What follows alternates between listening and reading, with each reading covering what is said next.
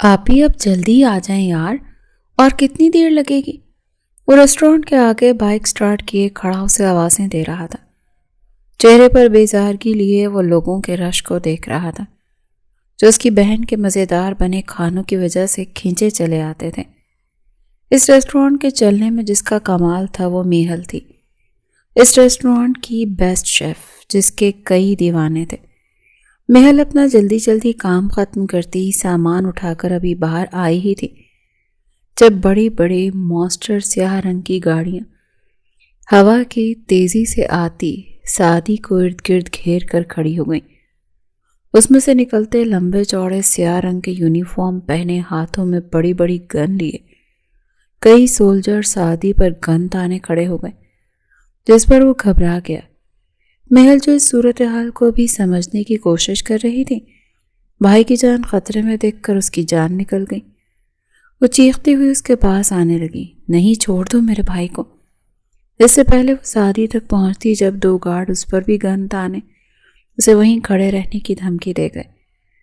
میہل بد حواسی سعدی کو دیکھ رہی تھی جو خود ڈرا سہما اتنے سارے سولجرز کو دیکھ رہا تھا۔ تبھی سولجرز کا لیڈر آگے بڑھا اور خطرناک آواز میں بولا، تم سعدی عرفان، یہ آخری وارننگ ہے، ہماری میڈم سے دور رہو ورنہ اگلی بار تمہارا وہ حال کیا جائے گا کہ تم اپنے پیدا ہونے والے پر پچھتاؤ گے۔ اس سولجر کی بات سن کر سعدی کو سب سمجھ آ گیا۔ اس سے پہلے وہ کچھ کہتا جب سارے سولجر آندھی طوفان کی طرح وہاں سے چلے گئے۔ سعدی، تم ٹھیک ہو؟ میہل بھاگ کر اس کے گلے لگ گئی۔ ہاں ابھی میں ٹھیک ہوں۔ کون تھے وہ لوگ اور تمہیں کس کی بہن سے دور رہنے کی دھمکی دے رہے تھے؟ مجھے سب سچ سچ بتاؤ، تم نے کسی کے ساتھ کچھ غلط تو نہیں کیا؟ میہل پریشان سی بولی، نہیں آپی، ایسی کوئی بات نہیں ہے۔ یونیورسٹی میں ایک لڑکی خود میرے پیچھے پڑی ہے، جب دیکھو مجھ سے محبت کا اظہار کرتی پھرتی ہے۔ لاکھ سمجھایا لیکن بہت ضدی ہے۔ اب انہیں یہی لگ رہا ہے کہ شاید میں اسے بہکا رہا ہوں، جبکہ ایسا نہیں ہے۔ بہت طاقتور اور نامی گرامی لوگ ہیں وہ آپی، اور آپ جانتی ہیں ہماری ایسی تربیت نہیں ہے۔ سعدی بہت خراب موڈ کے ساتھ اسے سب بتانے لگا۔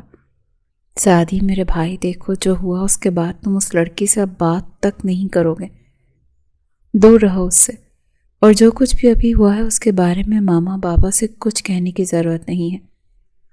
میہل پیار سے اسے سمجھانے لگی۔ چلو اب مسکرا دو۔ بائک پر بیٹھتی اسے چھیڑنے لگی، جس پر سعدی ہلکا سا مسکرا دیا۔ ٹائیگر ہلز کی اونچی چوٹی پر بنے سیزلی آئی لینڈ کے ٹیرس کے بیچوں بیچ گول میز کے اطراف رکھی کرسیوں پر براجمان نفوسوں کے بیچ کئی دیر سے جاری بحث اب تلخ کلامی تک پہنچ چکی تھی۔ اس سے ذرا دوری پر ہاتھ باندھے چہرے پر چٹانوں کی سی سختی لیے کھڑا تھا میثم زمان شاہ۔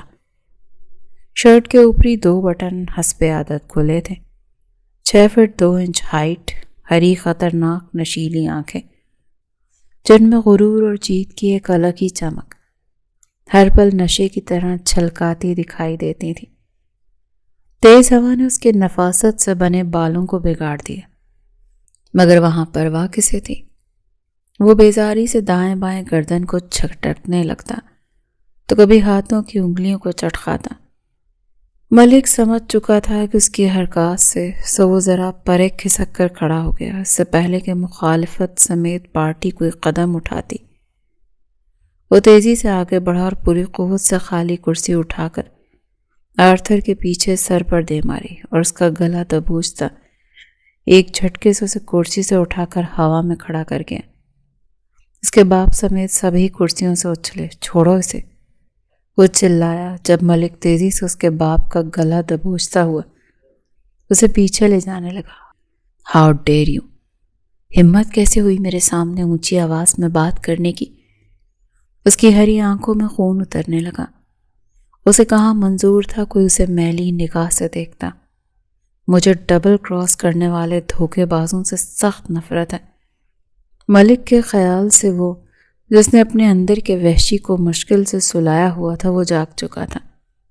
ہزاروں اژدہوں کے پھنکار لیے وہ اب اس پر حاوی ہوا۔ جسے دیکھ ہر شخص کا سکڑا دل سمٹنے کے لیے وقفہ لینے پر مجبور ہو گیا۔ ملک؟ جب اس نے دہشت بھری آواز میں پکارا، ملک سمجھ گیا۔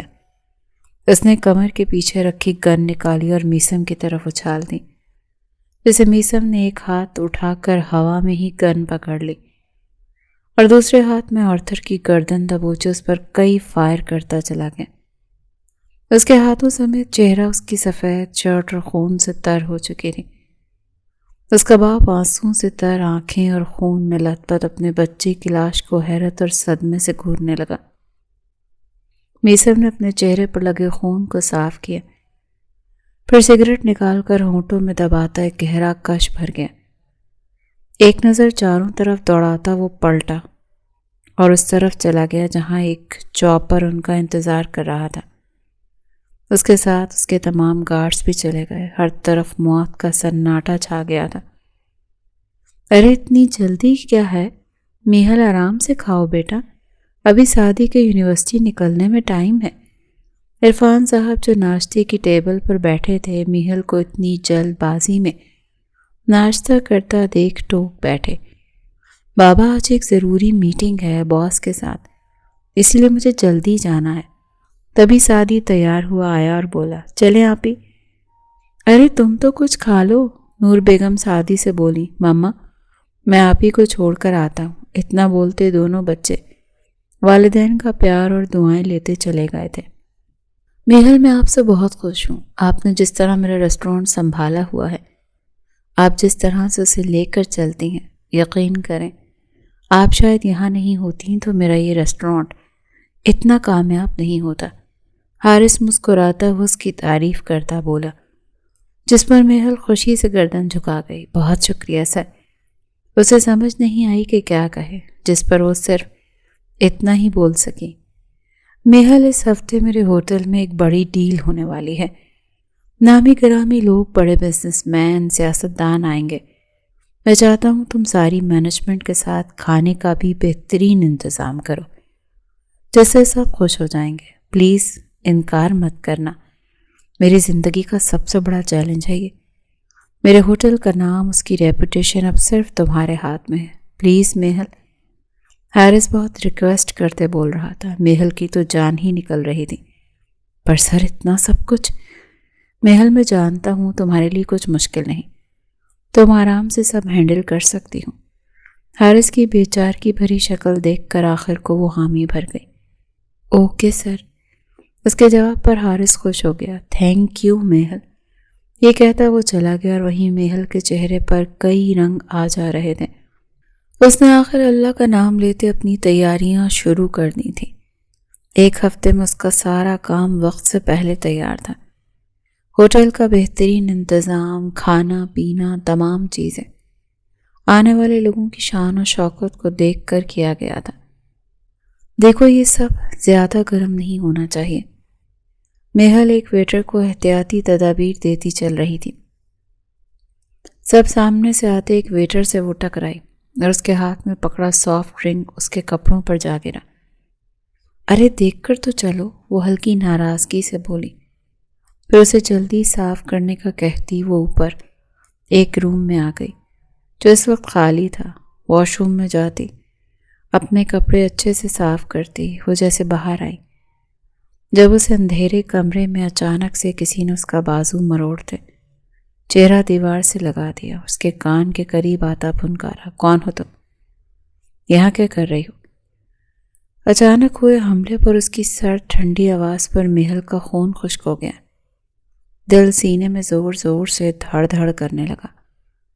وہ خود کو چھڑانے کی کوشش میں جھٹ پٹائی، لیکن اس انسان کی پکڑ اتنی مضبوط تھی کہ وہ ہلنا تو دور، سانس تک نہیں لے پا رہی تھی۔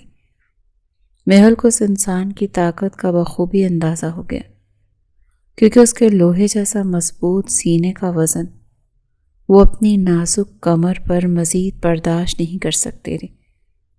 تبھی ہلکی سی نم آواز میں بولی، وہ میرے کپڑے خراب ہو گئے تھے۔ اچانک اس انسان کی نظر میہل کی گوری گردن پر بنی، اس دل پر گئی جو شاید آج تک خود اس لڑکی نے بھی نہیں دیکھا ہوگا۔ اس کی مہکتی گلاب سی خوشبو اور کومل وجود محسوس کرتے اس کے سرد بے حال وجود میں ایک سپارک سا ہوا تھا۔ ہلکا سا اس سے دور ہوتا وہ ایک جھٹکے میں اس کا رخ اپنی جانب موڑ گیا۔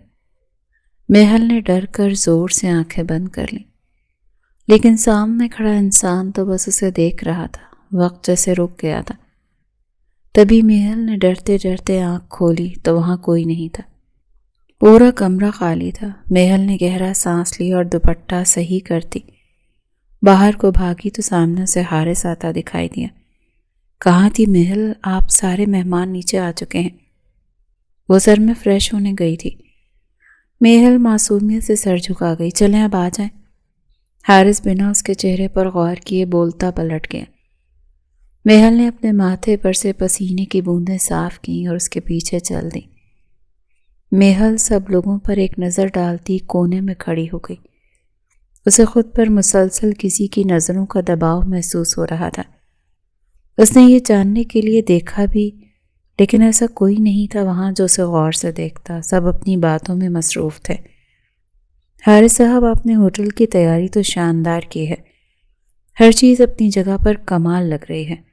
عرب سے آئے بڑے شیخ صاحب ہوٹل کو توصیفی نظروں سے دیکھ خوشی سے بولے تھے۔ ارے یہ تو میرا نہیں، ان کا کمال ہے، مس محل کا۔ یہ ساری تیاری انہوں نے کی ہے۔ اور ابھی تو رک جائیں، اصل جھٹکا تو آپ کو تب لگے گا جب آپ ان کے ہاتھ کا بنا کھانا کھائیں گے۔ خاص کر سویٹ ڈش، کیک اور کوکیز لاجواب بناتی ہیں ہماری مس محل۔ حارث شیخ صاحب کے سامنے بڑھ بڑھ کر اس کی تعریفیں کرنے میں مگن تھا۔ وہیں شیخ صاحب کی عجیب خود کا ایکس رے کرتی نظریں دیکھ محل زبردستی مسکرا گئی۔ سامنے ہی بڑی سی کرسی پر بیٹھا میثم غصے سے اس شیخ کو گھور رہا تھا۔ اس کے ہاتھوں کی نسیں پھول گئیں اور دماغ کی باریک رگ پھڑ پھڑانے لگی۔ ملک باز کھڑا اس کے تنے ہوئے غصے میں دیکھ حیران تھا۔ آخر سب تو ٹھیک تھا، پر اس کے باس کو اتنا غصہ کیوں آ رہا تھا؟ ملک، جب میثم کی گھمبیر سرد آواز آئی، جی باس۔ ملک الرٹ سا اس کے پاس جھکا۔ اس شیخ کو پارٹی کے بعد ایسا سبق سکھانا کہ پھر یہ کبھی کسی کو اپنی گندی نظروں سے دیکھ نہ سکے۔ میثم کی جان لیوا حکم پر ملک کو اب سب سمجھ آ گیا۔ وہ سیدھا کھڑا ہوتا شیخ کو گھورنے لگا۔ وہیں میثم کی گہری نظریں فقط محل پر ٹکی تھی، جو چہرے پر ڈھیروں معصومیت لیے ادھر سے ادھر گھومتی سب مہمانوں کا خیال رکھ رہی تھی۔ میثم پہلی بار اپنی نظریں کسی لڑکی پر ہٹانے کی کوشش کر رہا تھا جو اس کے بس سے بالکل باہر تھا۔ نہ چاہتے ہوئے بھی اس کی نگاہیں بھٹک بھٹک کر اس معصوم چہرے، خوبصورت آنکھوں والی پر جاتی ٹھہر سی جاتی تھی۔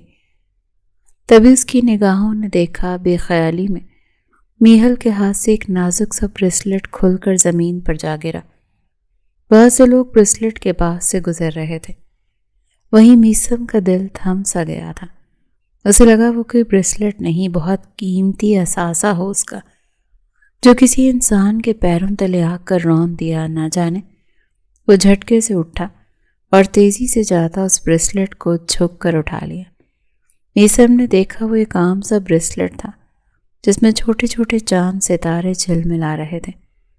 ایک پل کو میثم کے لبوں پر ہلکی سی مسکراہٹ آتی مدھم ہو گئی تھی جب ملک اس کے کان میں بولا، باس، بڑی میڈم کا فون آیا ہے، آپ کا گھر پر انتظار ہو رہا ہے۔ اتنا سننا تھا کہ میثم سر ہلا کر پلٹا۔ ایک نظر بس اس نے محل کو دیکھا اور وہاں سے نکلتا چلا گیا۔ اس کے چلے جانے سے محفل کی جیسے جان ہی چلی گئی۔ تاج کے پتوں میں جیسے حکم کا اکا بڑا مانا جاتا ہے، ایسے ہی کچھ مثال اس وقت میثم کی تھی۔ پارٹی رات تک چلی، سب نے اسے کھانے کی بہت تعریف کی۔ جب 9 بجے کے قریب وہ تھکی ہاری گھر آئی۔ محل بیٹا، کیسی رہی پارٹی؟ سب کو کھانا پسند آیا؟ اسے دیکھ کر عرفان صاحب، سعدی اور نور بیگم ایکسائٹڈ سے اس کے پاس آ کر بولے، سب بہت اچھا تھا بابا، کھانا سب کو بہت پسند آیا، بہت بڑے بڑے لوگ آئے تھے۔ حارث صاحب تو بہت خوش تھے میرے کام سے، اللہ نے میری عزت رکھ لی۔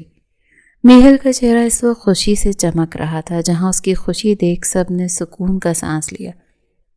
بس آپ ہی کی اس بڑی سی کامیابی پر ایک زبردست سی ٹریٹ تو بنتی ہے۔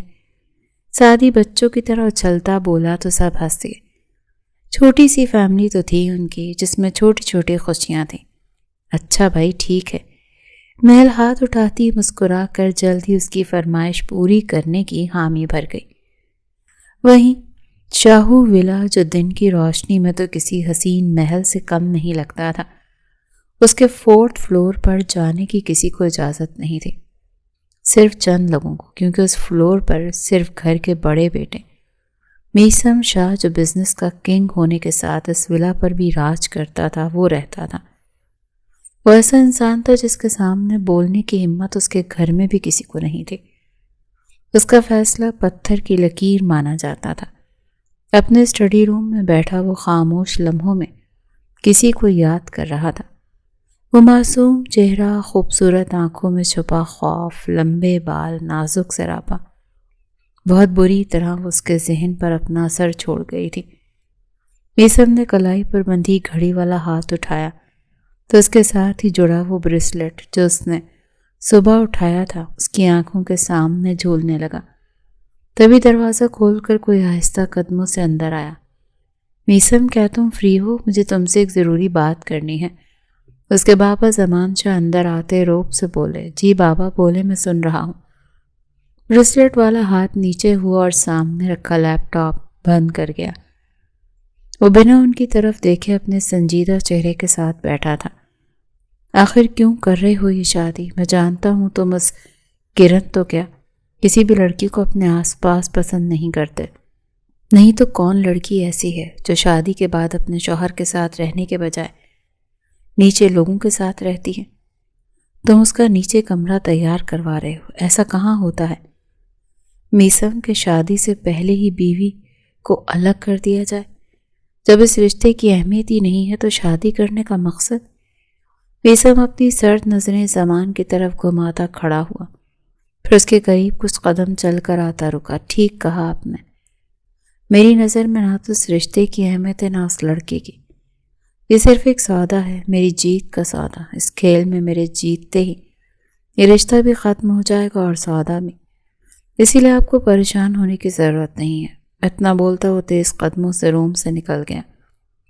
وہیں زمان شاہ سر پکڑ کر بیٹھ گیا۔ میں اس لڑکے کے پاگل پن کا علاج کہاں سے ڈھونڈوں؟ کوئی رشتہ، کوئی چیز اس کے لیے اہم نہیں، سب مذاق ہے، بس اپنے جیتنے کا جنون ہے۔ میہل ریسٹورانٹ کے کام میں مصروف تھی۔ جب حارث وہاں آتا اس سے بولا، میہل کل تم نے جو میرے لیے کیا اس کا تمہارا جتنا شکریہ ادا کروں کم ہے۔ پلیز سر، یہ میرا کام ہے۔ وہ مصنوعی مسکراہٹ سے بولی۔ کیا ایک اور مدد کرو گی میری؟ زمان انڈسٹریز کی طرف سے کیک کا آرڈر آیا ہے، خاص تمہارے ہاتھ کے بنے کیک کی فرمائش ہوئی ہے۔ کیا تم میرے لیے کیک بنا کر وہاں دے کر آ سکتی ہو؟ حارث نے اتنی ریکویسٹ بھری آواز میں کہا کہ وہ انکار نہیں کر سکی۔ اوکے۔ میہل حامی بھرتی جلدی جلدی کیک تیار کرنے لگی۔ کچھ ہی گھنٹوں کے بعد وہ زمان انڈسٹریز کے سامنے کیک ہاتھ میں لیے موجود تھے۔ اس بڑی سی شاندار اونچی عمارت کو دیکھ میہل تو حیران رہ گئی۔ پھر چھوٹے چھوٹے قدموں سے اندر آتی وہ ریسیپشن پر بیٹھی لڑکی سے بولی، زمان انڈسٹریز سے ایک کیک کا آرڈر آیا تھا۔ جی میم، یہ آرڈر ہمارے مینیجر صاحب نے دیا ہے، آپ پلیز یہاں بیٹھیں، وہ بھی آ رہے ہیں۔ ریسیپشن پر بیٹھی لڑکی نے اسے ویٹنگ روم کی طرف جانے کا اشارہ کیا۔ میہل بڑے سے روم میں جاتی بیٹھ کر انتظار کرنے لگی۔ تبھی میثم اپنے کئی آدمیوں گارڈز کے ساتھ شاندار چال چلتا آیا۔ خوشبو میں بسا رائل سوٹ میں وہ کوئی شہزادہ لگ رہا تھا۔ تبھی اس کی نظر ویٹنگ روم میں بیٹھی میہل پر گئی اور وہیں تھم گیا، جیسے گول گھومتی دنیا اچانک سے رک گئی ہو۔ ان سب کو وہیں رکنے کا اشارہ کرتا وہ ویٹنگ روم کی طرف بڑھا۔ دروازہ کھلتا دیکھ میہل ایک جھٹکے سے کھڑی ہوئی۔ لبوں پر نرم مسکراہٹ لیے وہ اندر آنے والی شخصیت کو دیکھ رہی تھی۔ جب میثم کسی بھوکے بھیڑیے کی طرح اس پر جھپٹتا، اس کا بازو مروڑ کر کمر سے لگاتا ایک جھٹکے سے اپنے قریب کر گیا۔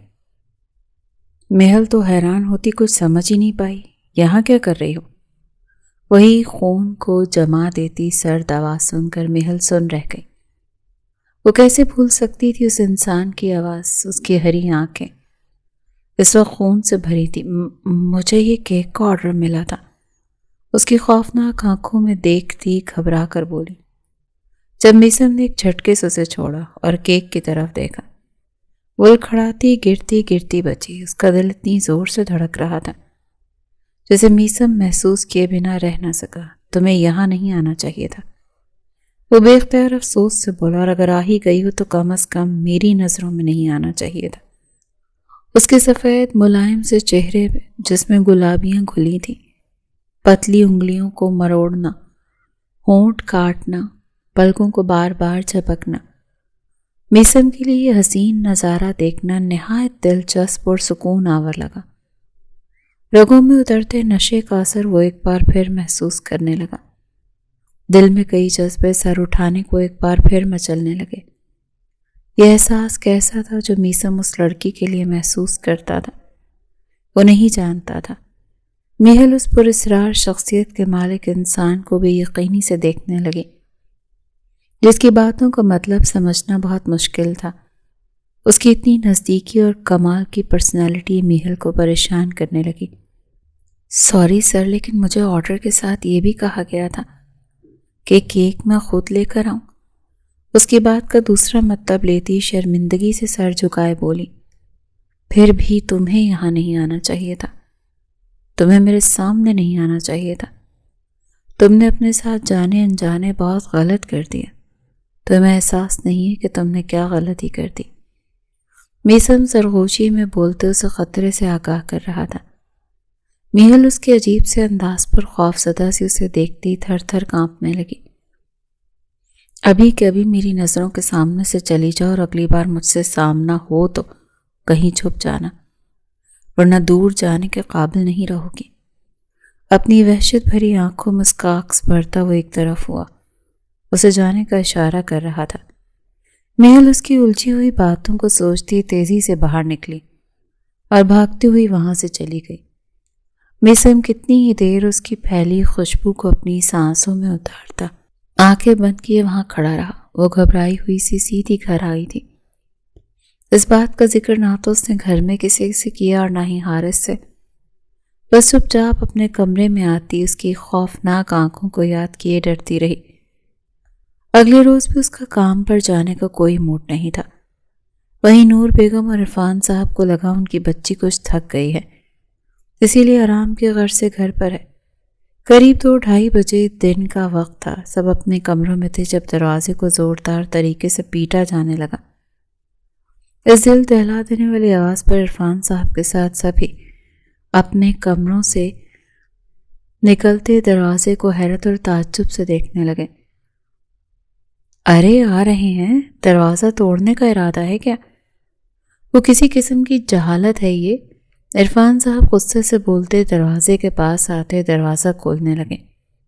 تبھی دروازے پر ایک لات ماری گئی جس سے عرفان صاحب پیچھے گرے۔ وہی نور، سعدی اور میہل یہ دیکھ کر چیخ نکل گئی۔ وہ اپنے بابا کو اٹھانے کے لیے بھاگے جب دروازے کے اندر سے کئی سولجرز منہ پر ماسک لگائے گن اٹھائے اندر آتے چلے گئے۔ میہل اور سعدی کے ساتھ سبھی ان سولجرز کو دیکھ کر اپنی جگہ ہکا بکا رہ گئے۔ وہ سولجرز تیزی سے سعدی کی طرف آتے اسے مارنے لگے۔ نور اور محل کی یہ منظر دیکھ کر دل خراش چیخیں نکل گئیں۔ وہ اس کی طرف بھاگی جب کچھ سولجرز نے انہیں پکڑ لیا اور ہاتھ کمر سے باندھنے لگے۔ چھوڑ دو، میرے بچے کو مت مارو، نور چیخی۔ منع کیا تھا نا ہماری میڈم سے دور رہو، لیکن تم نے ہمیں ہلکے میں لے لیا، اب سزا بھگتنے کے لیے تیار ہو جا۔ سعدی، عرفان، ایک سولجر اس کے کان کے پاس آتا بولا اور منہ پر کپڑا ڈالتے اسے باندھنے لگا۔ ان سولجرز نے سب کے منہ پر کپڑا ڈالا اور ہاتھ باندھتے انہیں ایسے لے جانے لگے جیسے وہ کوئی خطرناک مجرم ہو۔ پورا محلہ عرفان صاحب کی شرافت کا جنازہ دیکھنے باہر کو نکل آیا، لیکن سب اتنے خوفزدہ تھے کہ کسی میں بھی آگے بڑھ کر ان کے حق میں آواز نہیں اٹھائی۔ باری باری ان چاروں کو گاڑی کے اندر بے رحمی سے ڈالا گیا۔ عرفان صاحب ایک سیدھے سادھے عزت کی زندگی گزارنے والے انسان تھے۔ آج جو کچھ بھی ان کے ساتھ ہوا یہ ان کے اور ان کی فیملی کے لیے موت سے کم نہیں تھا۔ کچھ دیر میں گاڑی سڑک پر تیز دوڑنے لگی۔ چاروں کے دل سہمے ہوئے تھے اور اپنے رب سے مدد کی بھیک مانگ رہے تھے۔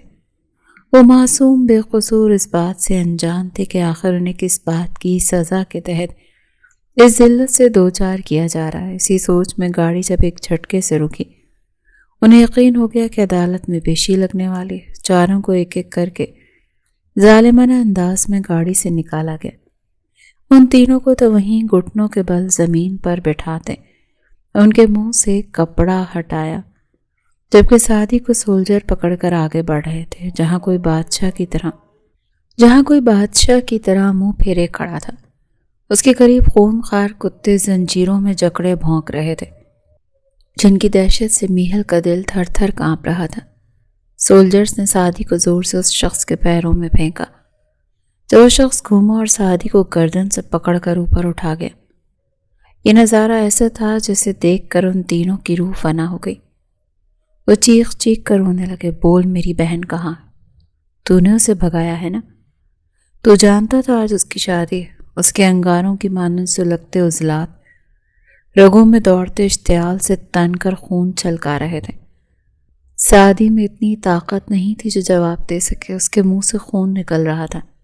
تبھی میہل تڑپتی بلکتی بھاگ کر آتی بولی، نہیں، میرے بھائی نے کچھ نہیں کیا سر، وہ بے گناہ ہے، اس نے آپ کی بہن کو نہیں بھگایا، وہ کچھ نہیں جانتا، پلیز اسے چھوڑ دیں۔ اس کی گڑ گڑاہٹ پر میسم نے ٹھٹک کر اسے دیکھا۔ وہ لرزتے ہاتھ اس کے سامنے جوڑتی، اس کے قدموں میں بیٹھ کے منتیں کرتی اسے روک رہی تھی۔ میسم بے ساختہ آگے اس کی طرف جھکا۔ میں نے کہا تھا نا میرے سامنے دوبارہ مت آنا۔ اس کے ایک بار پھر تعصب سے کہنے پر میہل سہم گئی۔ اس کا رنگ اڑا، وہ ٹھنڈی پڑنے لگی۔ تم نے موقع گوا دیا، اب تم مجھ سے بھاگ نہیں سکتی۔ اس کی کلائی پر زور سے گرفت بنائے وہ دبی آواز میں غرایا تھا۔ میہل بے بسی سے آنکھیں بند کر گئی۔ کئی موتی مومی رخسار پر پھیل گئے تھے۔ یہ وہ کیا کر بیٹھی تھی؟ اس ظالم صیاد کے سامنے خود کو پیش کر بیٹھی تھی۔ میری بہن سے دور رہ، چھوڑ اسے۔ سعدی ہلکی آنکھوں کو کھولتا غصے سے بولا، تیری بہن کو چھوڑ دوں؟ ٹھیک ہے، چھوڑ دوں گا۔ پہلے میری بہن کو جو تو نے اس کی شادی والے دن بھگایا ہے نا، اس کا بتا وہ کہاں ہے۔ میسم کی زہریلی آواز سن کر سعدی زور سے دھاڑا۔ مجھے نہیں پتا کہ تیری بہن کہاں ہے، میں نہیں جانتا وہ کہاں ہے، کس کے ساتھ بھاگی ہے، اسی لیے میری بہن کو چھوڑ دو۔ ٹھیک ہے سعدی عرفان، تم ایسے نہیں مانو گے، پھر یوں کرتے ہیں بہن کے بدلے بہن، ٹھیک ہے؟ میسم کی شیطانی مسکراہٹ دیکھ کر سب کے چہروں پر پریشانی کی لہر دوڑ گئی۔ اندر سے زرناب زمان شاہ اور زمان شاہ بھی آ گئے تھے، لیکن بیچ میں بولنے کی ہمت ان کی بھی نہیں تھی۔ نہیں دیکھیں پلیز، ہم نہیں جانتے آپ کی بہن کے بارے میں، سعدی تو آپ کی بہن کو پسند بھی نہیں کرتا، پلیز ہمیں جانے دیں۔ میہل کے ہاتھ اس کے سامنے جڑے کانپ رہے تھے۔ تبھی اسے سب کے سامنے اچانک کھینچ کر اندر ولا میں لے جانے لگا۔ سعدی چیختا وہ اٹھا جب گارڈز نے اسے پکڑ لیا۔ چھوڑیں مجھے، کہاں لے جا رہے ہیں؟ میہل روتی ہوئی اپنا ہاتھ اس سے چھڑوانے کی کوشش کر رہی تھی، لیکن سب بے سود تھا۔ اس کی گرفت لوہے جیسی تھی۔ تبھی اسے بڑے سے روم میں لاتا بیڈ کی طرف دھکیل گیا۔ 10 منٹ ہیں تمہارے پاس، کپڑے ابھی ملازم لا کر دے گا، انہیں پہن کر فوراً تیار ہو جاؤ۔ اگر تم نے میری بات نہیں مانی تو اس کی سزا یاد رکھنا تمہارے بھائی کو ملے گی۔ اپنی سرد آواز میں کہتا وہ اس کی روح کو فنا کر گیا۔ اس کے کمرے سے نکلتے ہی ملازم ایک ہاتھ میں سرخ شرارہ اور جولری ہاتھ میں لی اندر آیا اور رکھ کر چلا گیا۔ میہل برف کا مجسمہ بنی بیٹھی تھی۔ سامنے بیڈ پر روسی لباس پڑا تھا، مہنگا ترین سرخ رنگ کا، جسے زرناب زمان شاہ نے خاص طور پر اپنی بہو کے لیے سب سے بڑے ڈیزائنر سے بنوایا تھا۔ لیکن یہ سب اس کے لیے بے معنی تھا۔ اس کے تو وہم و گمان میں بھی نہیں تھا کہ ایسا بھی آج کے دن کچھ ہوگا۔ وہ اپنا سینہ مسلتے بری طرح سے رونے لگی۔ تبھی دروازہ زوردار آواز سے بجا۔ تم 10 منٹ میں تیار ہوئی، باہر نہیں آئی؟ تو پھر میں اندر آ کر خود تمہیں تیار کروں گا۔ میثم کی ایسی دھمکی سن کر وہ اپنی جگہ سے اچھلتی جلدی جلدی تیار ہونے لگی۔ کچھ ہی دیر کے بعد وہ سوگوار سا حسن لیے سرخ جوڑے میں دلہن بنی، بہت حسین لگتی باہر آئی۔ میثم تو ایک پل اسے دیکھ کر دیکھتا ہی رہ گیا، پھر آگے بڑھتا اس کا ہاتھ کھینچ کر سب کے سامنے آ گیا، جہاں اس کے بابا مما بھائی سعدی کے ساتھ میثم کے بابا مما، اس کی فیملی اور بھی لوگوں کے ساتھ مولوی صاحب بھی بیٹھے تھے۔ ابھی وہ اپنی فیملی کی طرف جاتی جب میثم کی سخت گرفت میں پھڑ پڑا کر رہ گئی۔ میثم نے اسے اپنے ساتھ بٹھا لیا اور اشارہ کیا۔ جب مولوی نے بولنا شروع کیا، میہل عرفان کہ آپ کو میثم زمان والزمان شاہ 1 کروڑ حق مہر عوض اپنے نکاح میں قبول ہے۔ مولوی صاحب کی بات پر میہل نے آنسو بھری آنکھوں سے بابا کی طرف دیکھا، جنہوں نے روتے ہوئے مسکرا کر اسے سر ہلاتے اقرار کرنے کی اجازت دے دی۔ وہیں میلا اگلے پل اقرار کرتی اپنی ساری خوشیاں، سانسیں، سب کچھ اس انسان کے نام کر گئی جسے وہ جانتی تک نہیں تھی۔ مولوی صاحب نے اب میثم سے اس کا اقرار مانگا۔ کچھ ہی دیر کے بعد وہ دونوں ایک مضبوط رشتے میں بن چکے تھے۔ تبھی ہنستے مسکراتے ہمدانی صاحب، ان کی بیوی اور میثم کی ہونے والی بیوی کرن اندر آئے، لیکن اندر کے منظر کو دیکھ کر تو ان تینوں کی آنکھیں باہر آ گئیں۔ میثم کھڑا تھا اور اس کے ساتھ 24 سال کی ایک بہت ہی خوبصورت مگر اداس سی لڑکی دلہن کے لباس میں کھڑی تھی۔ مولوی صاحب ساتھ میں باقی سب لوگ بھی عجیب ایکسپریشنز کے ساتھ وہاں کھڑے انہیں ہی دیکھ رہے تھے۔ یہ سب کیا ہو رہا ہے؟ زمان، میثم، یہ لڑکی کون ہے اور یہاں ہو کیا رہا ہے؟ ہمدانی صاحب کی آواز میں ایک عجیب سا خوف تھا۔ کرن بھی حق تک سی میہل کو کھڑے دیکھ رہی تھی۔ بیوی ہے میری، نکاح ہوا ہے میرا بھی اس سے۔ میثم کی آواز ہم سب پر بجلی کی طرح گری۔ وہ پھٹی آنکھوں سے اسے دیکھے گئی، جس کے چہرے پر کوئی جھجک، کوئی شرمندگی نہیں تھی۔ تم ایسا کیسے کر سکتے ہو میثم زمان شاہ؟ میری بیٹی کی جگہ تم اس لڑکی کو کیسے دے سکتے ہو؟ تمہاری شادی تو میری بیٹی سے ہونے والی تھی نا، اور تم نے عین وقت پر اس سے نکاح کر لیا۔ دھوکہ دیا تم نے مجھے اور میری بیٹی کو۔ ہمدانی زوردار آواز میں چیخا۔ کرن کی آنکھوں سے بھی آنسو گرنے لگے۔ وہیں میہل خود کو اس کی مجرم تصور کرتی سر جھکا گئی۔ میثم کسی کا غلام نہیں ہے، وہی کرتا ہے جو اسے ٹھیک لگتا ہے۔ اگر میرے سامنے دوبارہ بولنے کی گستاخی کی تو میں بھول جاؤں گا کہ تم کون ہو۔ میثم زخمی شیر کی طرح دھمکاتا بولا۔ ہمدانی نے ایک نظر زمان شاہ کو دیکھا، جو خود بے بسی کی مورت بنے چپ کھڑے تھے۔ اچھا نہیں کیا تم لوگوں نے میری بیٹی کی زندگی برباد کر کے، اس کی قیمت تمہیں چکانی پڑے گی میثم زمان شاہ۔ اپنے غصے سے بھری نظروں سے میثم کو دیکھتا ہمدانی وہاں سے چلا گیا۔ جب سعدی بولا، تم نے جو کرنا تھا وہ کر لیا میثم زمان شاہ، اب میں اپنی بہن کو یہاں ایک پل تمہارے ساتھ رہنے نہیں دوں گا، چلو آپی۔ سعدی آگے بڑھتا اس کا ہاتھ پکڑ گیا۔ تبھی میثم نے ایک جھٹکا دیا اور میہل کسی شاخ کی طرح ٹوٹتے اس کے سینے سے جا لگی۔ تمہاری بہن اب میری بیوی ہے، میرے نکاح میں۔ جب تک تم میری بہن مجھے نہیں لوٹاتے، تمہاری بہن میرے پاس میرے ساتھ رہے گی۔ میثم کا دل چیر دینے والی بات سنتا سعدی غصے سے پاگل ہو گیا۔ تبھی عرفان صاحب کی آواز آئی، سعدی نہیں، اب وہ اس کی بیوی، اس کے گھر کی بہو۔ بابا یہ آپ کیا کہہ رہے ہیں؟ یہ ظلم ہے۔ ہم ان کی بیٹی کے بارے میں نہیں جانتے، وہ کہاں ہے، کس کے ساتھ بھاگی ہے۔ میری بہن اس گناہ کی سزا کیوں بھگتے گی؟ میں اسے یہاں سے لے کر ہی جاؤں گا۔ سعدی کو بھی اب ضد سی آ گئی تھی۔ نہیں بیٹا، جو بھی ہے اب وہ اس کے نکاح میں ہے، اللہ سچ جانتا ہے، وہ ہمیں ذلیل نہیں کروائے گا، انشاءاللہ سچ سامنے ایک دن ضرور آئے گا۔ عرفان صاحب آہستہ سے آگے آتے زمان شاہ کے سامنے ہاتھ جوڑ گئے۔ بھائی صاحب، میری بیٹی آج سے آپ کی امانت ہے، اس کا خیال رکھے گا، وہ بہت معصوم ہے۔ عرفان صاحب کی بات پر زمان شاہ کا دل دکھ سے بھر گیا۔ ایک بے بس مڈل کلاس کے لوگ کیسے کسی کی بیٹی کو بھگا سکتے تھے؟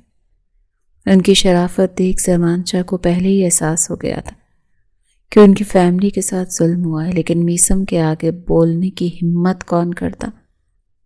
وہ جو ٹھان لیتا تھا کر کے رہتا تھا۔ انہوں نے عرفان صاحب کے ہاتھ تھام لیے۔ بے فکر رہیں، میہل میری اب بیٹی ہے۔ انہوں نے انہیں یقین دلایا تو عرفان صاحب آنکھوں میں آنسو لیے سعدی اور نور کے ساتھ چلے گئے۔ میہل ان کے سینے سے لپٹی کتنی ہی دیر روتی رہی، پھر اسے اندر میثم کے روم میں اس کی اجازت سے پہنچا دیا گیا۔ نہ کوئی رسمیں، نہ کوئی شہنائی بجی، نہ اس نے کوئی خواب دیکھے، نہ کوئی خوشی ہوئی۔ یہ کیسی شادی تھی؟ نہیں، شادیاں ایسی تو نہیں ہوتی، یہ تو ایک سزا ہے اس گناہ کی جو اس کے پیاروں نے کیا ہی نہیں، لیکن انہیں سب کے سامنے مجرم بنا کر سزا کے ساتھ ذلیل و رسوا کیا گیا۔ زمین پر بیٹھی وہ پھوٹ پھوٹ کر رو رہی تھی، پتہ نہیں اب اس کے ساتھ اور کیا کیا ہونے والا تھا۔ تبھی زوردار آواز کے ساتھ دروازہ کھول کر بند ہوتا میثم اندر آیا اور ٹیبل پر رکھی فائل دیکھنے لگا۔ تبھی وہ روتی ہوئی بھاگ کر اس کے پاس آئی اور اس کی شرٹ دبوچ گئی۔ میرے بھائی نے آپ کی بہن کے ساتھ ایسا کچھ نہیں کیا، جس کی سزا آج آپ نے میری فیملی کو دی ہے وہ بے قصور ہیں، بلکہ وہ آپ کی بہن تھی جو اس کے پیچھے پڑی تھی۔ آپ نے سچ کا پتہ لگائے بنا ہمیں مجرم قرار دے دیا۔ کیا آپ خدا ہیں؟ یاد رکھیے گا میثم زمان شاہ، اللہ کی پکڑ بہت سخت ہے۔ جس دن آپ سچائی جانیں گے نا، اس دن خود سے نظریں کیسے ملائیں گے؟ بہت پچھتائیں گے آپ، یاد رکھیے گا۔ اس کی حسین آنکھیں رو رو کر سوچ چکی تھی۔ میثم بے خودی سا اسے دیکھے گیا۔ میں صرف اتنا جانتا ہوں، سعدی میرا مجرم ہے اور تم میری بیوی، اور میری بیوی میرے لیے قیمتی بھی ہے اور مہنگی بھی۔ اس کا رخسار سہلا کر سرگوشی کرتے ہوئے میثم بے اختیار اسے سینے سے لگا گیا۔ چھوڑے مجھے۔ بیوی؟ کون سی بیوی؟ کیسی بیوی؟ میں مجرم بنا کر زبردستی نکاح میں لائی گئی ہوں۔ یہ کمرہ میرے لیے کسی جیل سے کم نہیں۔ میں یہاں اپنے بھائی کی ناکردہ گناہ کی سزا پانے کے لیے قید کی گئی ہوں۔ میثم زمان، جس دن میرا بھائی بے قصور ثابت ہوا نا، جس دن آپ کی بہن آپ کے پاس ہوئی، میں یہاں ایک پل نہیں رکوں گی، چلی جاؤں گی میں واپس، یاد رکھیے گا۔ وہ آواز باختہ سی اس سے دور ہوتی بولی، آنسوؤں سے آنکھیں بھری تھی۔ یہ بھول جاؤ تم میرے پاس کیسے آئی ہو، تم میری بیوی میرے نکاح میں ہو، اتنا کافی ہے۔ میثم اطمینان سے بولا۔ میہل کا دل اس غرور انسان کو دیکھ کر بھر آیا۔ کسی شریف انسان کی بیٹی کو اس کے سامنے ذلیل کروا کر اسے گھسیٹ کر مردوں کے بیچ لانا، فیصلہ کرنا، پھر زبردستی مجبور کر کے نکاح کرنا، تو اسے بیوی نہیں کہتے۔ بیویاں ایسے نہیں لائی جاتی۔ ایک مجبور بے بس لڑکی کبھی باعزت بیوی نہیں بن سکتی۔ بے خوفی سے اس کی نگاہوں میں دیکھتی اسے آئینہ دکھا رہی تھی۔ دوسرا کوئی راستہ بھی تو نہیں چھوڑا تمہارے بھائی نے، اور میں اپنے کیے پر بالکل شرمندہ نہیں ہوں۔ جو میرا اس پر حق جتانے میں مجھے کوئی شرم نہیں۔ اسے کمر سے کھینچ کر سینے سے لگاتا وہ اس کے بالوں پر اپنے لب رکھ گیا۔ میہل کو اس کی اس حرکت پر جھٹکا لگا۔ اس کے شدت بھرے لمس پر اس کے ہوش اڑ گئے۔ آپ کی شادی کسی اور سے ہونے والی تھی، آپ نے سب کی خوشیوں کو جلا دیا، کسی اور کی جگہ مجھے زبردستی دی۔ اب سب مجھ سے نفرت کریں گے، میں تو یہاں سزا پانے آئی ہوں۔ آپ اس سب کی وجہ ہے۔ ڈپریشن سے اس کے اعصاب بری طرح متاثر ہو رہے تھے، وہ سسک رہی تھی۔ تبھی میثم نے کھینچ کر اسے اپنے سینے سے لگا لیا، محبت سے اس کے ماتھے پر لب رکھتے، جیسے اس کے اندر سکون سا اترتا چلا گیا۔ اس کے چوڑے سینے پر ہاتھ رکھتی اسے خود سے دور دھکیلنے لگی۔ خبردار، مجھے خود سے دور کرنے کی کوشش بھی کی تو آخری بار بتا رہا ہوں، مجھے میرا حق لینے سے مت روکنا مسز میثم زمان۔ تمہاری جو ناراضگی ہے وہ اپنی جگہ، لیکن میری قربت سے اپنے معاملات دور رکھنا۔ میں جب تمہیں اپنا قریب کروں تمہیں چپ چاپ اپنا آپ میرے حوالے کرنا ہوگا، یہی تمہارے بھائی کے حق میں بہتر ہے۔ یکدم اس کی آنکھوں میں دیکھتا وہ خطرناک انداز میں بولا، انداز میں واضح دھمکی تھی۔ میہل سہم گئی۔ میہل ابھی میثم کی بے باک باتوں کے زہر سے نہیں نکلی تھی کہ احرار نے ایک ہی جھٹکے میں اس کا دوپٹہ اس کے جسم سے الگ کر دیا۔ اب سٹل ہونے کی باری میثم کی تھی۔ اس کی قمیض جو کافی فٹنگ میں ہونے کی وجہ سے میہل کے جسم کے نازک حصوں کو واضح کر رہی تھی۔ میہل کا بدن ایسے لگ رہا تھا کہ کیسے بھی مضبوط اعصاب کے مرد کو بہکا دے۔ پھر تو سامنے میثم زمان تھا، اس کا محرم جس کے نکاح میں تھی، وہ کیسے نہ بہکتا۔ پہلی نظر میں جس لڑکی نے اس پر سحر چھوڑا تھا، میثم کی آنکھیں پل بھر میں خمار آلود ہوئیں۔ میہل میثم کی نظروں کا مرکز اپنی دھڑکنوں پر محسوس کر کے مزاحمت کرنے لگی۔ اس کی مزاحمت کرنے پر میثم جیسے کسی خواب سے بیدار ہوا، پر یہ کوئی خواب تو نہیں تھا، وہ نظارہ اب بھی اس کے سامنے تھا۔ اس کی مسلسل مزاحمت کرنے پر میثم نے میہل کے ہاتھ اپنی آہنی گرفت میں لیے اور اوپر دیوار کے ساتھ ٹکا دیے۔ ایسا کرنے سے میہل کا حسین سراپا مزید اس کے سامنے آیا، جو میثم کی آنکھوں میں خماری کی سرخی کو اور بھی بڑھانے کا سبب بنا۔ میثم کی گرفت میں قید میہل کی سانسیں جیسے ہر پل تیز ہوتی جا رہی تھی۔ وہ دیوار کے ساتھ جمی ہاتھوں کی بے بسی کو محسوس کرتے رو رہی تھی، اور میثم کی نظریں اس پر اس طرح سے جمی تھی جیسے کوئی برسوں کا پیاسا چشمے کے سامنے کھڑا ہو۔ میثم نے اگلے پل اپنا چہرہ میہل کے چہرے پر جھکا دیا اور کوئی بھی لمحہ ضائع کیے بغیر اس کے لبوں کو اپنی قید میں لیا اور بے تابی سے میہل کے لبوں پر بائٹ کرنے لگا۔ میثم کی گرفت لمحہ بلمحہ میہل کے نازک کمر پر مضبوط ہوتی جا رہی تھی۔ میثم میہل کی نازک کمر کو اپنی مٹھی میں بھرنے لگا، جس سے میہل کی سسکیاں میثم کے لبوں میں ہی دم توڑ رہی تھی۔ میثم بے چینی سے میہل کے لب سک کر رہا تھا۔ ایک ہاتھ جو کمر پر تھا وہ سرک کر اوپر اس کی دھڑکنوں پر آ گیا اور اس کی نازکی کو بھرپور طریقے سے محسوس کرنے لگا۔ میہل کی سانسیں بے ترتیب ہو چکی تھیں، اس کا دل جیسے سینے سے باہر نکلنے کو بے تاب تھا۔ میثم کی انگلیوں کی گرفت اتنی مضبوط تھی کہ میہل کو اپنی بے بسی صاف محسوس ہو رہی تھی۔ میہل کی سانسیں بند ہو رہی تھیں، اب وہ زیادہ مزاحمت نہیں کر رہی تھی۔ میثم بھی اس کی رکتی سانسیں محسوس کر کے اس کے لبوں سے اپنی گرفت ہٹائے انہیں آزاد کر گیا تھا۔ دونوں کی سانسیں بری طرح سے پھول چکی تھیں، دونوں لمبے لمبے سانس لے رہے تھے۔ میثم نے میہل کے ہاتھ جو اوپر کو اٹھائے ہوئے تھے انہیں اپنی گرفت سے آزاد کیا، اور اس کے لبوں پر موجود ہلکی خون کی ایک چھوٹی سی بوند جو اس کی شدت کی گواہی دے رہی تھی سے میہل کے لبوں پر کتنا ظلم ڈھایا ہے۔ میثم نے اس چھوٹی سی بوند کو اپنے انگوٹھے سے رگڑ کر صاف کیا۔ جب میہل کی سانسیں واپس اپنے معمول پر آ گئیں تو میہل نے دوبارہ مزاحمت کرنا شروع کر دی۔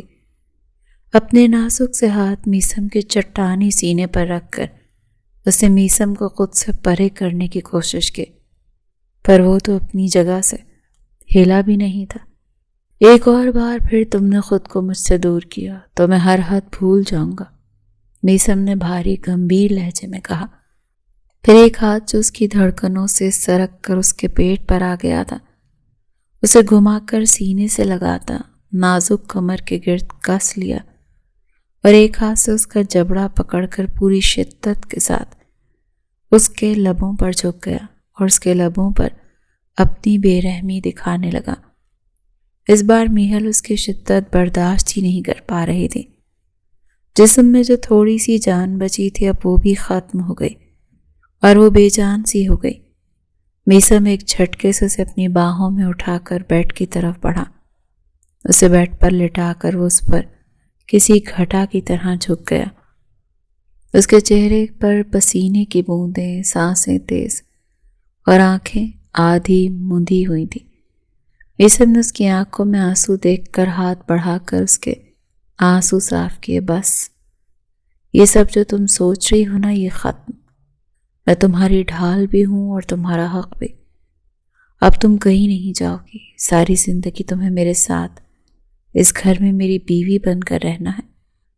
اس کی آواز بھاری تھی، مگر اس کے لہجے میں وہ جنون تھا جو اپنے سوا کسی کی نہیں سنتا تھا۔ میہل کی آنکھوں سے آنسو ٹپک رہے تھے، مگر میثم کی مضبوط گرفت نے اسے ایک پل کو بھی ہلنے نہیں دیا۔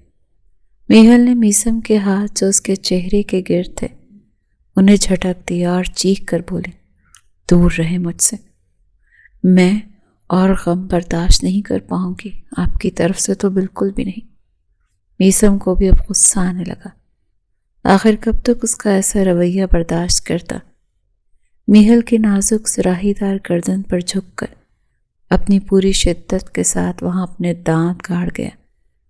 میہل کی سسکی بے ساختہ نکلی، پر میثم کو اس سے سکون نہیں ملا اور اس کی نازک گردن پر جگہ جگہ اپنی شدت کی چھاپ چھوڑنے لگا۔ تھوڑی دیر بعد جب اس سے دور ہوا تو میہل کی گردن اس کی شدت سے جامنی ہو رہی تھی۔ میثم ان نشانوں کو اپنے انگوٹھے سے رب کرنے لگا اور جھک کر وہاں نرمی سے اپنے لب رکھے۔ میہل اس کے پل میں تولا اور پل میں ماشا رویے سے حیران ہو رہی تھی۔ اس کے بعد میثم آہستہ آہستہ اس کے وجود پر اپنی چھاپ چھوڑتا اسے پوری طرح سے اپنا کر گیا۔ اگلی صبح میہل کی آنکھ کھلی تو ایک درد کی لہر اس کے وجود میں دوڑ گئی۔ کل رات کی ایک ایک بات اسے یاد آئی، پھر اس کی آنکھیں نم کر گئی۔ وہ اس وقت میثم کی باہوں میں لیٹی سسک رہی تھی۔ میہل، کیا ہوا؟ جب اس کی پریشان آواز اس کے کانوں سے ٹکرائی۔ اس سے مزید برا اور کیا ہو سکتا ہے میثم زمان شاہ؟ غصے سے اٹھتی اپنے اوپر چادر لپیٹے وہ باتھ روم کی طرف بڑھ گئی۔ میثم نے گہرا سانس لیتے کچھ پل اسے دیکھا۔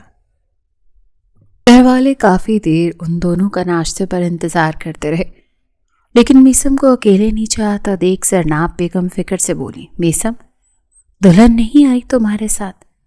وہ تھوڑا حالات کی وجہ سے اپسٹ ہے، ابھی آہستہ آہستہ ٹھیک ہو جائے گی۔ بے فکری سے کہتا وہ زمان شاہ سے بات کرنے لگا۔ تبھی زرناب خود اس کے کمرے میں چلی آئیں۔ میہل انہیں آتا دیکھ سر پر دوپٹہ لیتی سر جھکا گئی۔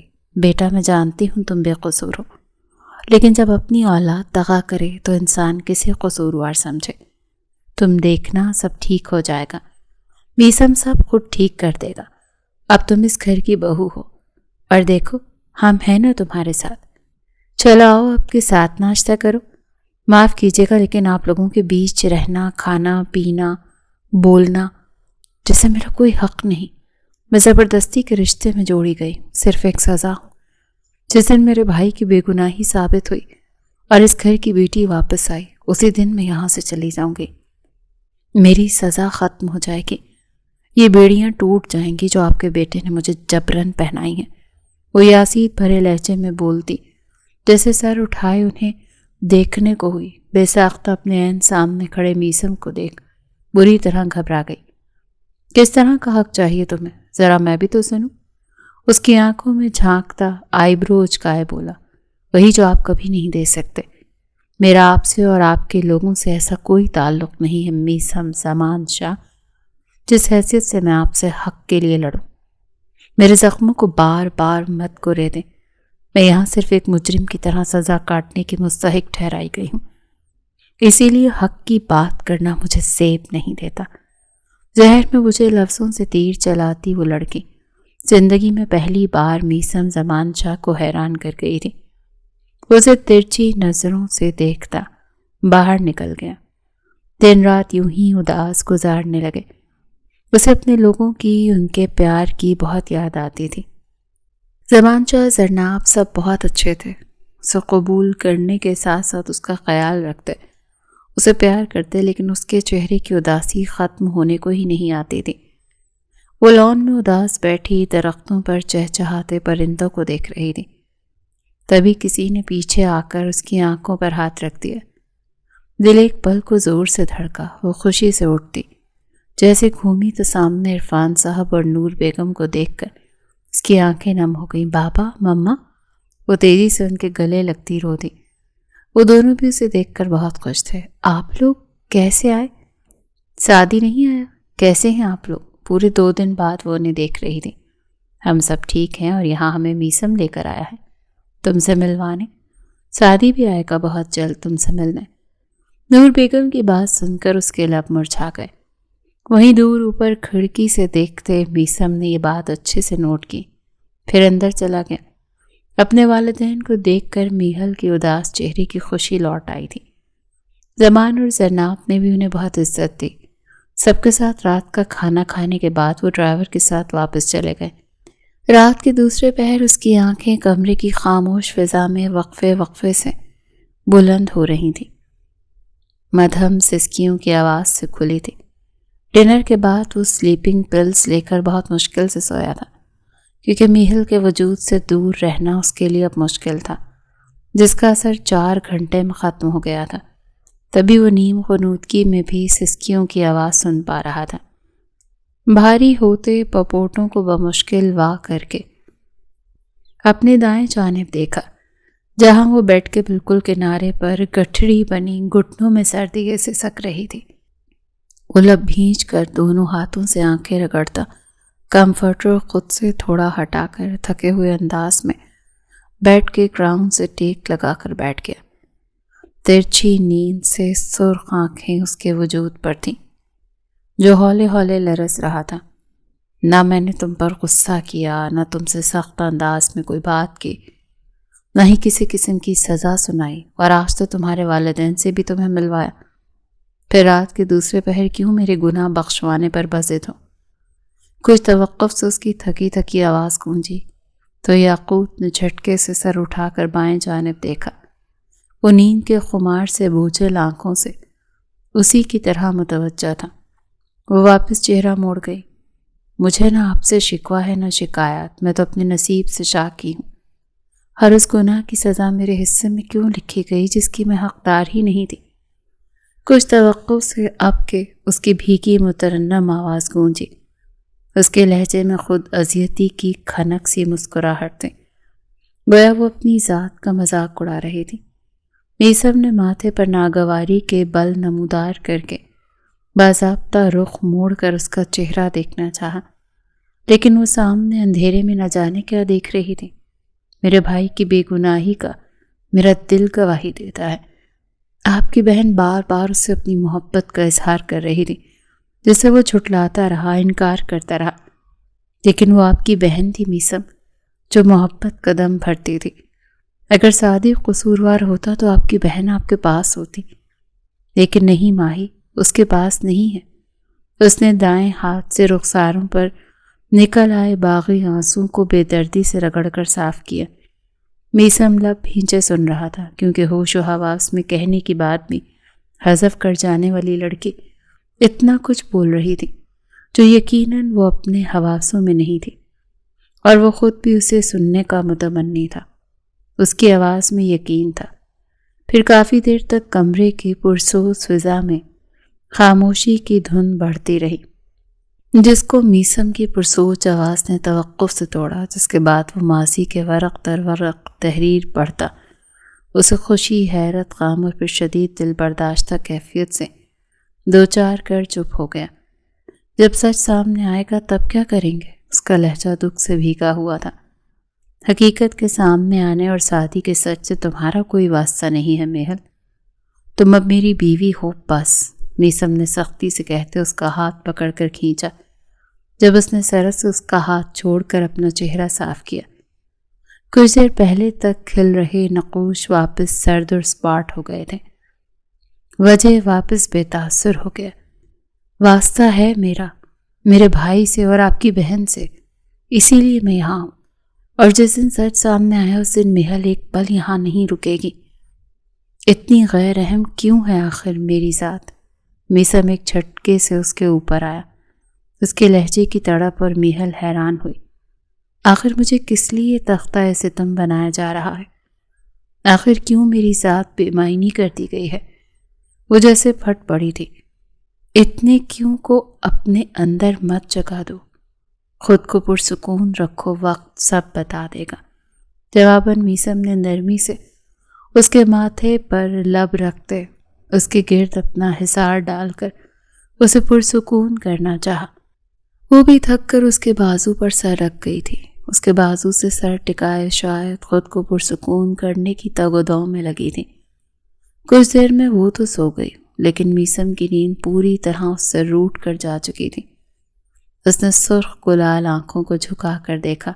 میہل ایک ہاتھ سے اس کا بازو پکڑے، دوسرا ہاتھ اس کے سینے پر رکھے پرسکون نیند سو رہی تھی۔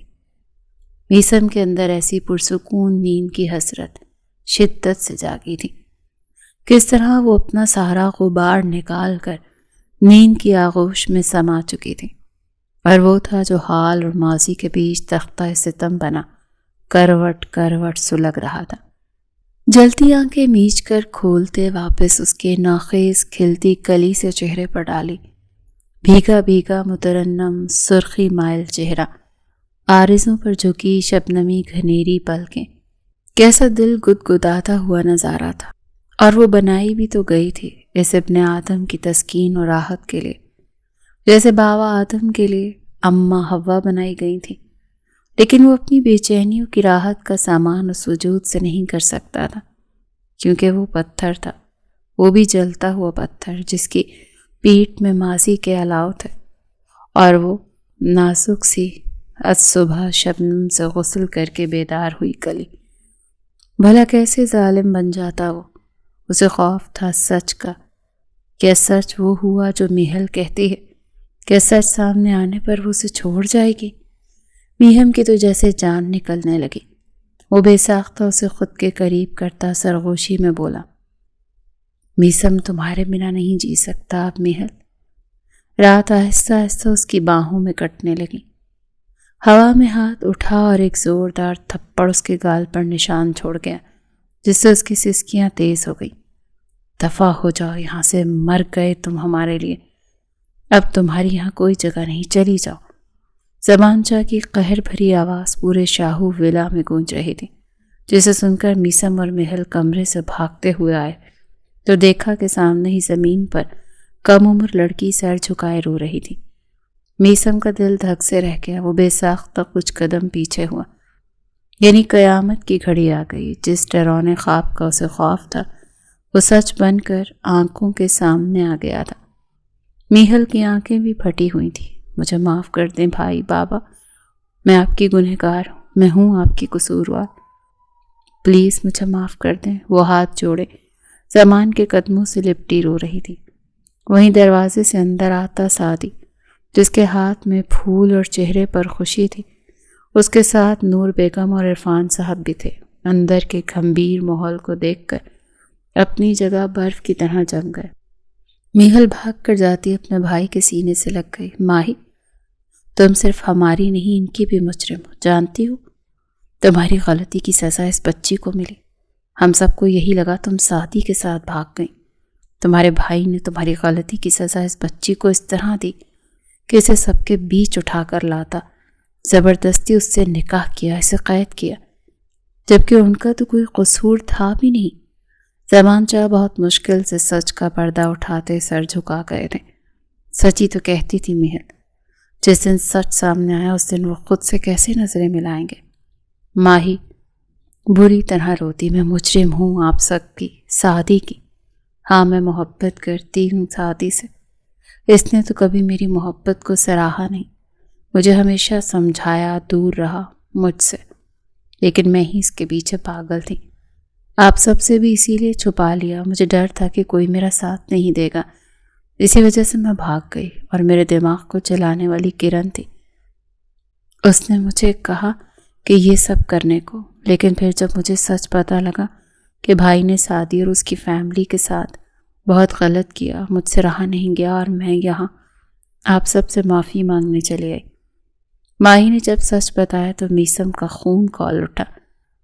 وہ تیزی سے اس کے قریب آتا اسے مارنے کو ہاتھ اٹھا گیا، تبھی میہل نے وہ ہاتھ تھام لیا۔ بس میثم، اور کتنا ظلم کریں گے؟ اس نے اعتراف جرم کر لیا ہے، مانتی ہوں یہ چھوٹی بات نہیں، لیکن اس کے گناہ کو معاف بھی تو کیا جا سکتا ہے۔ میہل بے رخی سے بولی، اس سے کہو کہ دفع ہو جائے میری نظروں کے سامنے سے، نہیں تو میں اس کی جان لے لوں گا۔ میثم دانت پیستے نفرت سے منہ پھیر گیا۔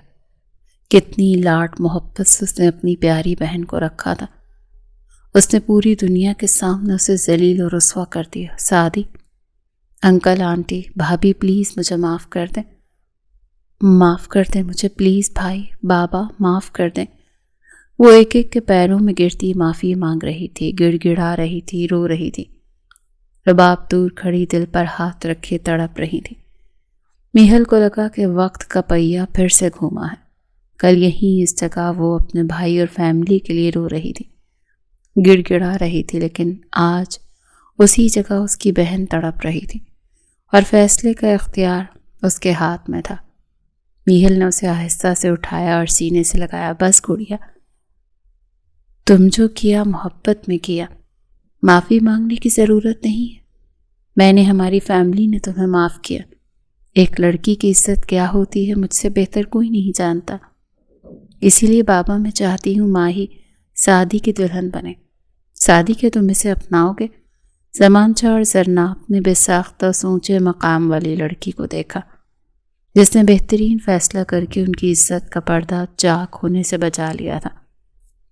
سعدی جو اب تک خاموش تھا، آہستہ سے نظریں اٹھا کر بہن اور ماہی کو دیکھتا سر جھکا گیا۔ عرفان صاحب اور نور نے آگے بڑھ کر ماہی کو پیار سے خود سے لگایا۔ بے شک وہ حیثیت اور مرتبے میں کم تھے، لیکن جو بڑا پن کا مظاہرہ انہوں نے آج کیا، اسے دیکھ کر زمان شاہ کے ساتھ میثم کا سر جھک گیا۔